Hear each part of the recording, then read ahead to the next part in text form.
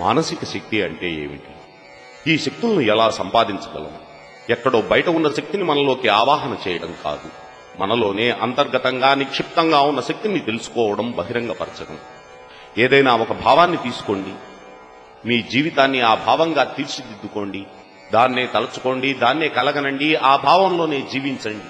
మీ మెదడు, కండరాలు, నరాలు, మీ శరీరంలోని ప్రతి భాగాన్ని ఆ భావంలోనే లీనం చేయండి. ఏ కార్యసిద్ధికైనా, ఏ విజయానికైనా ఇదే మార్గం. మనం ఉన్నత శిఖరాలను అధిరోహించగలిగితేనే ఇంకొకరికి మార్గనిర్దేశం చేయగలం. ఈ ప్రపంచంలో ప్రవక్తలు, సాధుపుంగవులు, సత్యదర్శులు వీరందరూ చేసిందేమిటి? ఒక్క జన్మలోనే వారిని వారు పరిపూర్ణులుగా తీర్చిదిద్దుకున్నారు. ఒక్క క్షణం కూడా అన్యభావాలకు చోటివ్వలేదు. ప్రతి క్షణం, ప్రతి కణం వారి గమ్యం వారిని వదిలేది కాదు.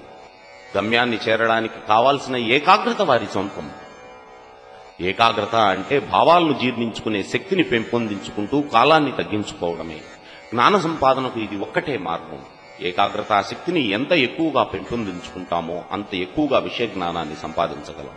ఒక కళాకారుని ఏకాగ్రత ఒక గొప్ప శిల్పానికి జీవం పోస్తుంది. ఒక విద్యార్థి ఏకాగ్రత పాఠశాలలో ప్రథముడిగా నిలబెడుతుంది. ధనార్జన కానియండి, దైవార్చన కానియండి, లేదా ఏ ఇతర కార్యాచరణైనా కానియండి, ఏకాగ్రత ఎంత బలంగా ఉంటుందో ఫలితం అంత బాగా సమకూరుతుంది. ప్రకృతి తన రహస్య ద్వారాలు తెరిచి మిమ్మల్ని ఆహ్వానించే పిలుపు ఈ ఏకాగ్రతదే. ప్రపంచంలోని విషయ జ్ఞానమంతా ఈ ఏకాగ్రత చేత కాక మరి దేని వలన సాధ్యమైందో ఆలోచించండి. ప్రపంచ రహస్యాలను భేదించాలంటే, సృష్టి రహస్యాలను తెలుసుకోవాలంటే ఉన్న ఒకే ఒక్క మార్గం ఈ ఏకాగ్రతను పెంపొందించుకోవడమే. మానవుని బుద్ధి బలానికి, మానసిక బలానికి పరిమితే లేదు. అది ఎంత ఎక్కువగా ఏకాగ్రం పొందుతుందో అంత ఎక్కువగా శక్తిని ఒకే విషయంపై కేంద్రీకరిస్తుంది. ఇదే శక్తి రహస్యం. ఏ శక్తినైనా మరల్చవచ్చునే గాని సృష్టించలేము. కారణం శక్తి సృష్టించబడే ఉంది. ఉన్న శక్తిని ఎలా కైవసం చేసుకోవాలి, ఎలా ఉపయోగించుకోవాలో తెలుసుకుంటే చాలు. మన వశంలో ఉన్న మహత్తర శక్తులను మనం కైవసం చేసుకోవడం నేర్చుకోవాలి. మనోనిగ్రహం చేత వాటిని పాశవికం చేయక ఆధ్యాత్మీకరించాలి. నీతికి, మతానికి పవిత్ర శీలమే పునాదిరాయని విస్మరించకూడదు. ఒక్క క్షణమైనా మనం మన మనస్సులను నిగ్రహించగలమా? ఒక్క క్షణం ఒక విషయం మీద నిలుపగలమా? మన బుద్ధిని ఒకే ఒక్క విషయంపై ఏకాగ్రం చేయలేని మనం స్వతంత్రులం ఎలా అవగలం? ఆలోచించండి. నిగ్రహం లేని మనస్సు మనల్ని కిందకు లాగి చీల్చి చెండాడుతుంది. నిగ్రహించబడ్డ మనస్సు మనల్ని సర్వ స్వతంత్రులను చేస్తుంది, ఒక గొప్ప కార్యానికి సన్నద్ధులను చేస్తుంది. మనుష్యులకు, పశువులకు ఉన్న ముఖ్య వ్యత్యాసం ఈ ఏకాగ్రతలోని వ్యత్యాసమే. ఏ పనిలోని విజయమైనా ఈ ఏకాగ్రత పర్యవసానమే. ఏకాగ్రతలోని వ్యత్యాసమే మనిషికి మధ్య ఉన్న తేడాలను నిర్ణయిస్తుంది. అధమ స్థితిలో ఉన్న మానవుడిని ఉన్నత స్థితిలో ఉన్న మానవుడితో పోల్చండి. వారి ఏకాగ్రతలో భేదమే వారి మధ్య ఉన్న అంతరానికి కారణంగా మనం గ్రహించగలం. సామాన్య మానవుడు తన ఆలోచన శక్తిని 190 పాళ్లు వృధా చేస్తున్నాడు. అందువల్ల అతడు తరచు పొరపాట్లు చేస్తున్నాడు.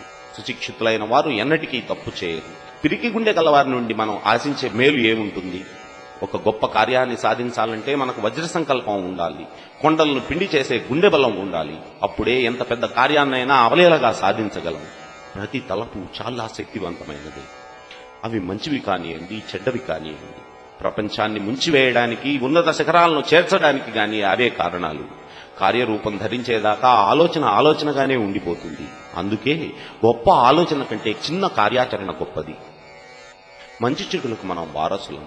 మనం పరిశుద్ధులమై మంచి ఆలోచనలకు పనిముట్లుగా మారితే అవి మన మనస్సులో ప్రవేశించి గొప్ప గొప్ప కార్యాలను సాధింపచేస్తాయి. చెడుకు తావే ఉండదు. మనం ఏం చేసినా మన మనస్సును, సర్వశక్తిని దానికోసం వినియోగించాలి. నేనోసారి గొప్ప సన్యాసిని దర్శించాను. ఆయన పూజా పునస్కారాలలో, ధ్యానంలో ఎంత శ్రద్ధ వహిస్తాడో అంతే శ్రద్ధతో అతడి ఇత్తడి పాత్రలను బంగారు పాత్రల మాదిరి నిగనిగలాడేటట్లు తోముతాడు. శ్రద్ధ అంటే అలా ఉండాలి. అలాంటి శ్రద్ధను, ఏకాగ్రతను ప్రతి వ్యక్తి పొందగలిగితే మానవజాతి మనోగడ మహోన్నత మార్గం పడుతుంది. ఈ జీవితాన్ని కొనసాగిస్తూనే మనం పవిత్రతను ఎలా పొందగలం? పవిత్రతను పొందడానికి మనమంతా అడవుల్లోకి, గుహల్లోకి వెళ్లాలా? మన మనస్సే మన అధీనంలో లేకపోతే గుహాంతర్భాగాల్లోకి వెళ్లి ఏకాంతవాసం చేసినా ఏం ప్రయోజనం లేదు. అక్కడ అదే మనస్సు రకరకాల అలజడులను సృష్టిస్తుంది. అన్ని రకాల భూతాలు మన అంతర్గతాల్లోనే ఉన్నందువలన గుహాంతర్భాగంలోకి వెళ్లినా అవే భూతాలు అక్కడ ప్రత్యక్షమవుతాయి. మన మనస్సే మన అధీనంలో ఉంటే మనం ఎక్కడకు వెళ్లినా, ఎక్కడున్నా అక్కడే మనకు ఏకాంతం లభిస్తుంది.